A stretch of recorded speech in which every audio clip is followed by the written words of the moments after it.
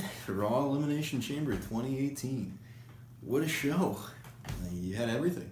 Started with the Women's Elimination Chamber match, starting with Bayley, Sonya Deville. That was a good energy boost. You throw in Mandy Rose right after that.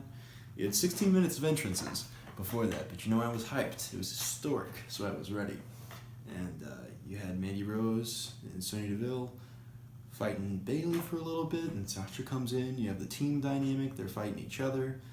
Finally, you get Mandy Rose eliminated, which was nice. Tap to the bank statement. And then after that, in comes in, and amazing performance too, Mickie James. She came in, she immediately started laying into some folks and got herself up to the top of the cage, did this sort of sit-out splash onto Sonya Deville. 1, 2, 3, she's gone. And then right after that, you got a tag team backstabber by Sasha Banks into Bayley's Belly to Belly. 1, 2, 3, and you're left with Bayley and Sasha. There's this long, awkward pause in there where James kind of stares at Alexa Bliss in her pod. I don't know if the timing was off or what, but it was like 20, 30 seconds. But it was okay because they played on the drama. She stares at her in her pod, close up on Mickie, close up on Alexa, look at Bayley and Sasha sort of getting around, getting ready, positioned to gang up on Alexa. And they start to. They do this really cool thing where Alexa climbs up to the top of her pod. She inches over to the middle of the top. Well, I mean, it wasn't the top of the bar, but pretty high up, like maybe 8 feet, 10 feet up, top of the bar.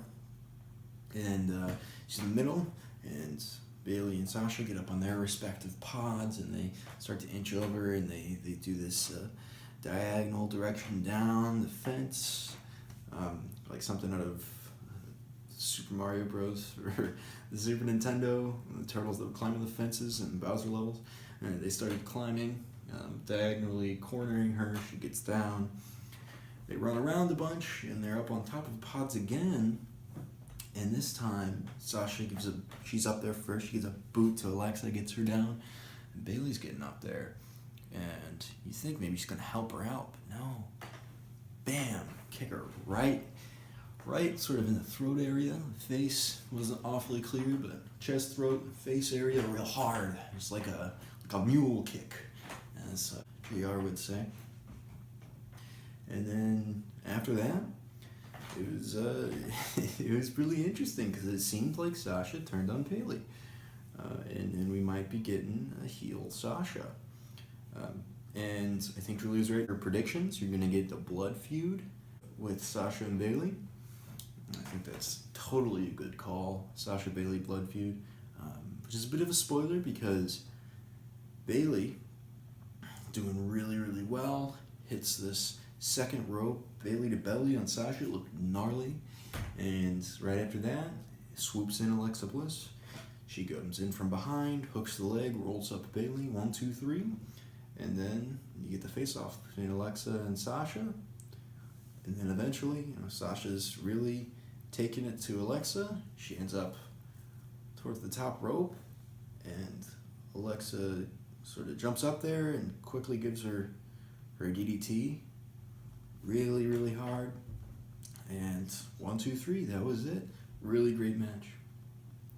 Alright, so next up you have Titus O'Neil and Apollo versus The Bar, Sheamus and Cesaro. It was a pretty good match. You got some good athleticism from Apollo, like I thought you would. Sort of this tope outside onto Sheamus and Cesaro. You got a lot of cheering from Dana Brooke, but ultimately it kind of went as we expected it to, and The Bar took the win. Asuka versus Nia Jax. And it was a little sloppy, a little long, but it was good. I have to admit, Asuka looked like she was out of it at the end of it. Honestly, the first time I saw her affected by a match, she had to scratch and claw and fight her way to the top. And I mean, even in NXT when she was fighting against like Ember Moon and she had to get a little dirty to win, even then you couldn't like see in her face this complete drainage of energy. It looked like she had just fought this war of attrition and she didn't have any resources left. she was lucky to get out of there alive. And it was incredible. Afterwards was really the amazing thing. Asuka did thwart Nia Jax, but afterwards is where it really got crazy, because Nia Jax was not finished with Asuka yet, and she drove her through the barricade, just trucked right after her, sort of Braun Strowman style, just knocked her right through the barricade. And Asuka was all dangly, had a very hard time getting up and moving out. They went to a backstage interview with Alexa, and they were interviewing Alexa, and she used Asuka's catchphrase saying, "Nobody's ready for Alexa." Even Asuka. She was happy that Nia did what she did to Asuka afterwards. So we'll see where their friendship goes after this. But it was a pretty brutal, impressive mauling afterwards by Nia, even though Asuka won. So they did a good job of making them both look strong there. And a tough match too. Next we have Woken Matt Hardy versus Bray Wyatt. And man, it seemed like the crowd was so into Woken Matt Hardy. And then I realized a little ways in, no, they were delete, pointing towards the beach ball that was in the audience. When they were chanting, "We want beach ball." A little embarrassing, it was the loudest I heard the crowd really all night, besides maybe some of the pops in the next match.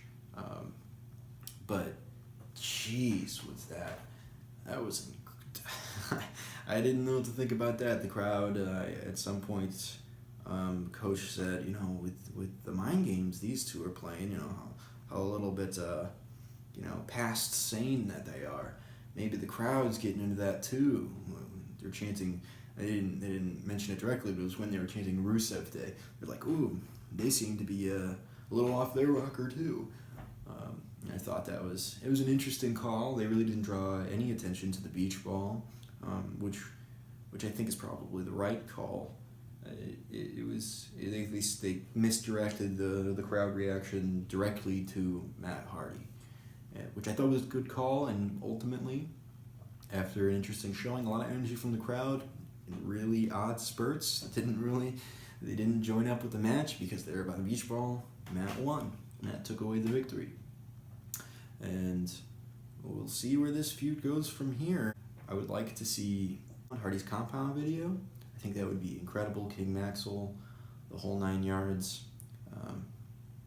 They referenced in the beginning of the match, Matt disappeared when Bray did his whole black out into appearing in the ring, Undertaker style. But when he was in the ring, Matt's coat was in the middle of the ring, but Matt was not there. He was hiding away, and he had the microphone on, and he was saying omnisciently over the arena. He was singing the old TNA theme for Brother Nero. You will fade away and classify yourself as obsolete. Saying that over and over again. So the crowd started chanting Brother Nero. They wanted him. And there was no Jeff Hardy to be seen. But that's all right.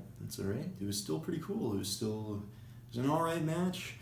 Nothing much, but I enjoyed it for what it was. Hopefully we get some homemade video production from Woken Matt. Next, we had the contract signing.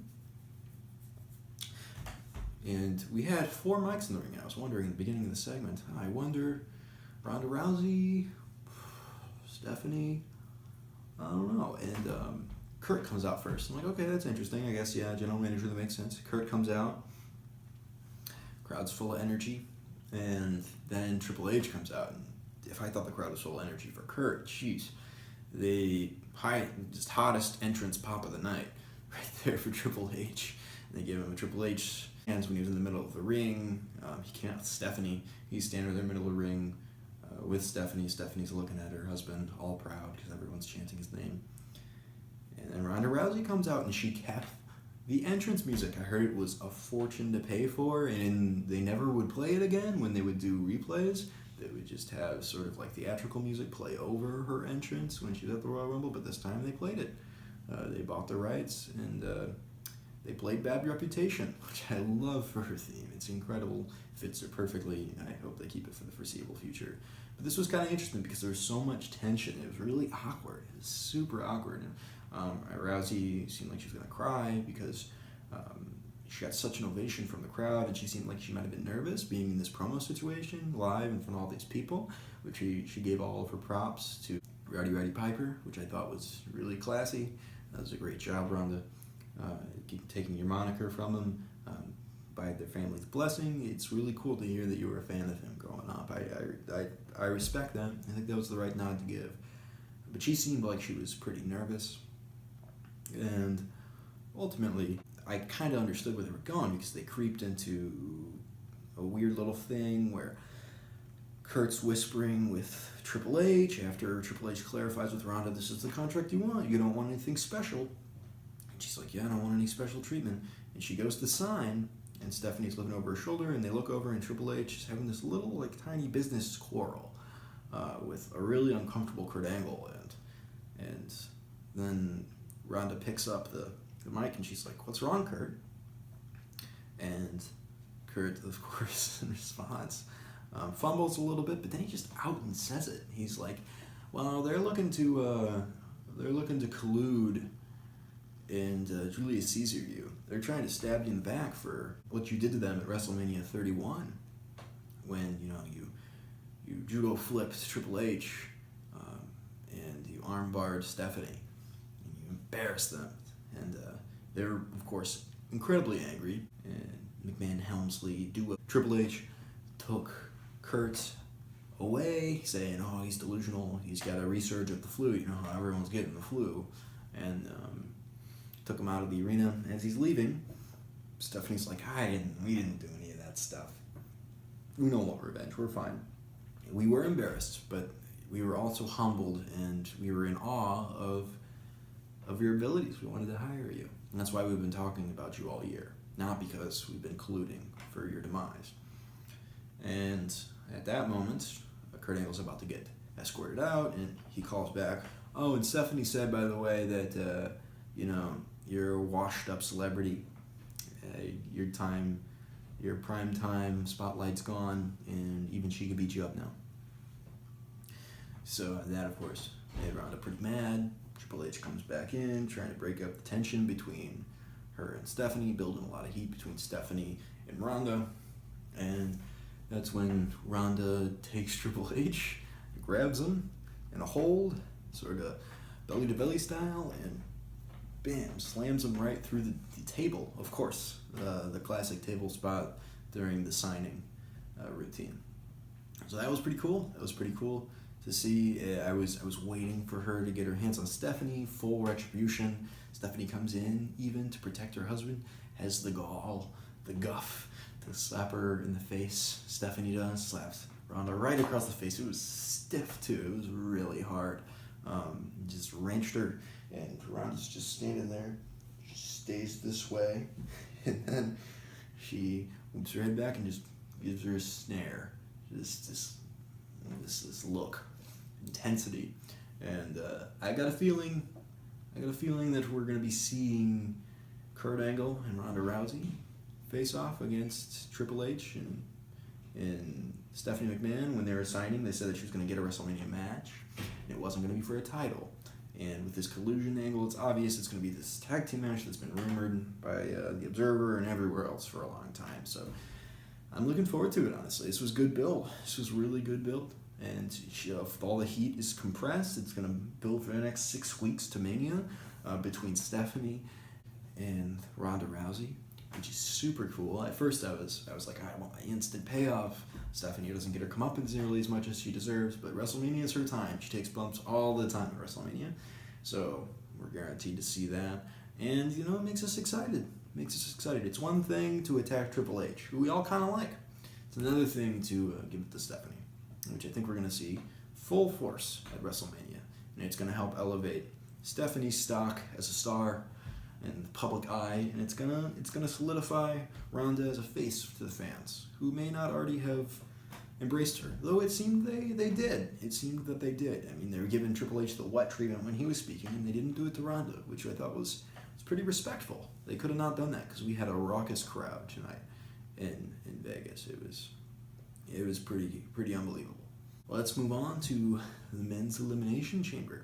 This time around, we had Elias come out. He gave his song. He did a line that I thought was really great, which was out here in Las Vegas. It's kind of weird that I'm here and I'm playing this gig with my guitar, singing to you in the elimination chamber. But I'm sure you guys are used to having people you love behind bars, and I thought that was pretty cool. I thought that was a good line. It was a zinger on his part. Whoever wrote that, props to you. Elias is great. I love his walk with Elias. Is what WWE stands for moniker. It's incredible. He gets in his pod, and then right after he insults everybody that's in the match, including Braun Strowman, says Braun Strowman immediately, you get the Braun, and he comes out, and Elias skims away into his pod, and Braun gets in his. He looks ready just to eat the elimination chamber. And after that, Roman comes out, he gets in his pod. John Cena comes out, he gets in his pod. It may have been one way or the other. I'm not sure which one came out entrance-wise first. But when we get to the match, I'll be able to tell you who comes in when. And then you're left with the triple threat to start it off with Finn Balor, Seth Rollins, and The Miz. And they have this thing in the beginning where The Miz points and tries to get on the good side of Seth. He tries to get on the good side of Finn. Neither one of them are having it. He tries to too sweet Finn. Finn's not going to do that. And you're not going to get the sort of shield fist bump from Seth. Neither of them want it. And so Seth and Finn team up and they beat up The Miz.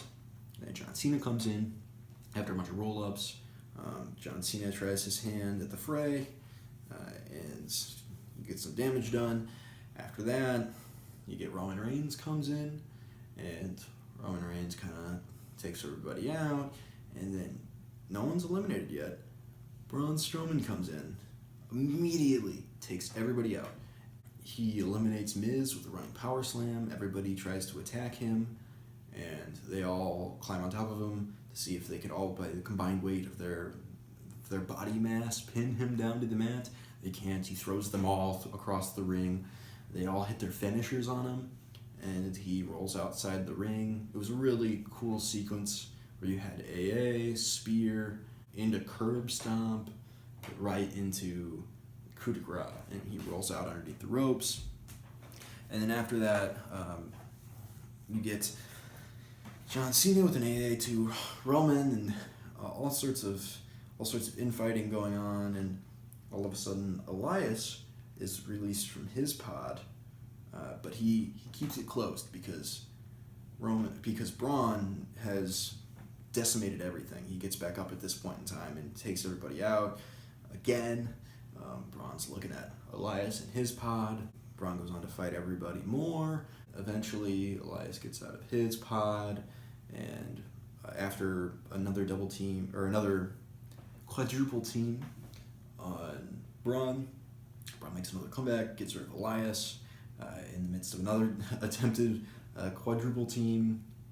Braun catches John Cena, gets rid of him in quick fashion. It's dramatic because John Cena's been saying he has nothing to do at WrestleMania. Braun was standing tall, and you had the final four with Braun, Finn, Seth, and Roman. I was ecstatic. I'm like, you got three really incredible options here, alternatives to the long-term plan with Roman. And Finn gets a fiery comeback, but falls hard after a strong showing to Braun.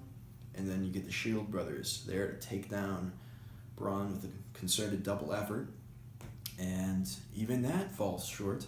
And Seth, out of nowhere, much like the other ones, get hit with the running power slam by Braun. 5th elimination for Braun, most in the history of the Elimination Chamber.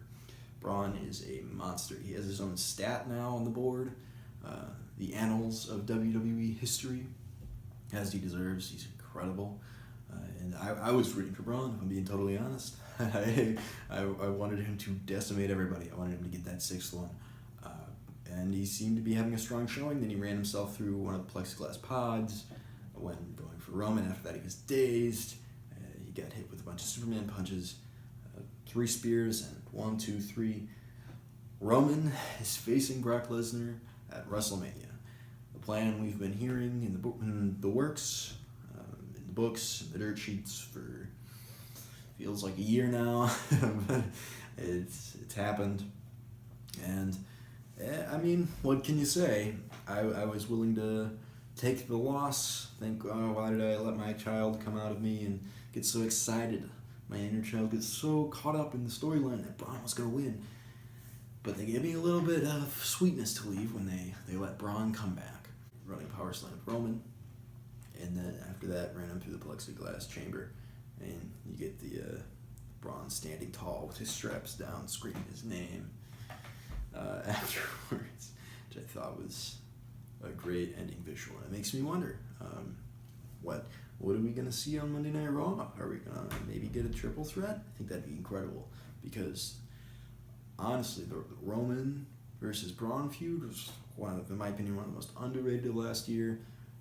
Perhaps the best in WWE. Just such incredible stuff. Built this character up for Braun. It's a giant unlike anything we've seen before since the likes of like Kane's debut. It's incredible stuff. I'm looking forward to seeing where they go with it. So ultimately, I thought the pay-per-view was really good. All the finishes were pretty predictable, but that's okay sometimes because that's how foreshadowing works. You should be able to have all the pieces for a coherent story, a coherent narrative to fall into place. And I think they're telling a really great story, even if it's not the one us fans want, especially for Roman.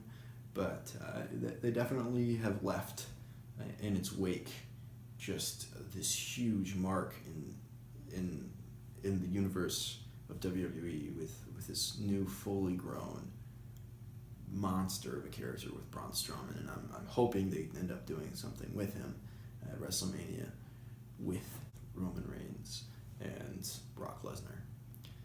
So overall, I think it was a really great pay-per-view. I liked Royal Rumble more, and that's just because I thought Royal Rumble, first of all, it's my favorite pay-per-view. I thought Royal Rumble was incredibly well done this year. But we've got a great chain of pay-per-views. If Royal Rumble was an A+, like I thought it was, this was an A- B+ pay-per-view. Really good. Really good. I'm excited for WrestleMania this year. That main event, I know I'm pretty sour on right now, but I have hopes that they'll change it. I'm actually excited to see Ronda and Kurt versus Triple H and Stephanie. And we'll see what comes up on the SmackDown side, but it's definitely going to be interesting. And I think perhaps more than anything, I'm really excited to see a heel Sasha Banks fight a face Bayley, and for both of them to be over, and for this amazing NXT feud to rear its head in its true form at the grandest stage of them all, at WrestleMania. I really am. I think that's incredible. We're going to have multiple women's matches on the card. Hopefully, cross my fingers. Well, this was David from DJPW, signing off. See you guys later. Hope you have a beautiful day.